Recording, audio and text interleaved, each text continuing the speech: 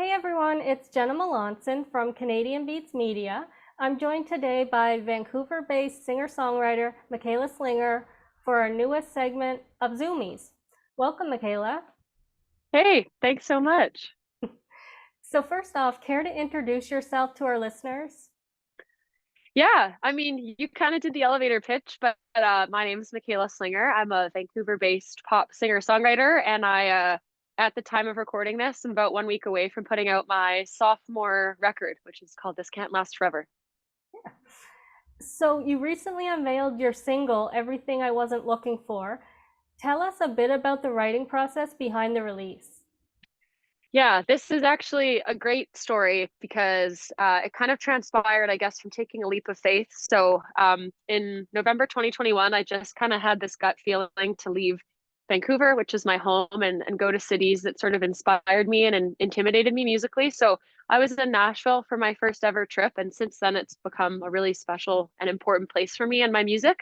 And so I was in Nashville for my first time, and I got set up to do a co-write with Cal, who's one of the members of the band Wild Rivers, a band that I really love. And so we met for the first time and we started talking about just being in really good, loving, nurturing, stable relationships as artists, which feels like the opposite of the artistic trope. And so we wrote this the first day we met about an hour outside of Nashville in a barn on the farm that he was staying at. And it was just a great afternoon. Awesome.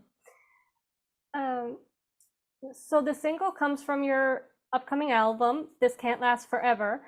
What was the highlight of the creative process behind the album?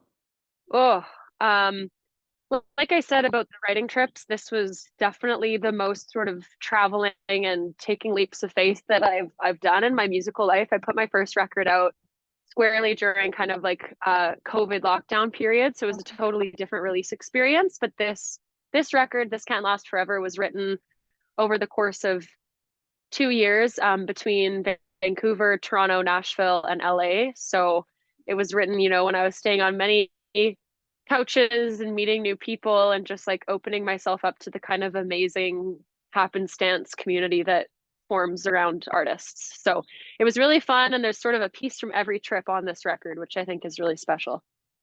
Okay, awesome. If you had to choose one song from the album other than the lead single for a new listener to check out, which would you choose? Oh, uh, um, I think if I would say if the listener's feeling like they want to go for a really fast walk or a run and it's a sunny day, probably Can We Take the Night Off? And if they're feeling like they really want to get to know my lyrical style and storytelling style, I would definitely recommend Petty Things, which is the only solo write on the record. And it's definitely the most acoustic of all the songs. Okay.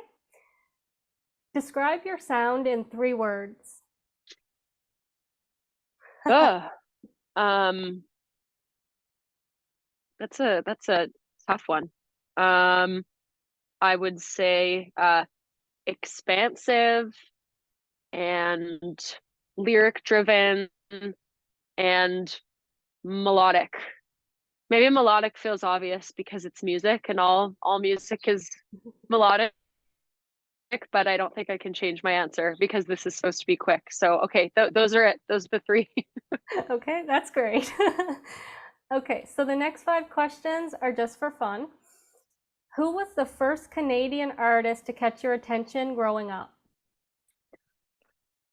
um, well, probably like Celine Dion. My mom would play her epic power ballads in the car, and I think that was some of the first stuff I would sing along to as a toddler.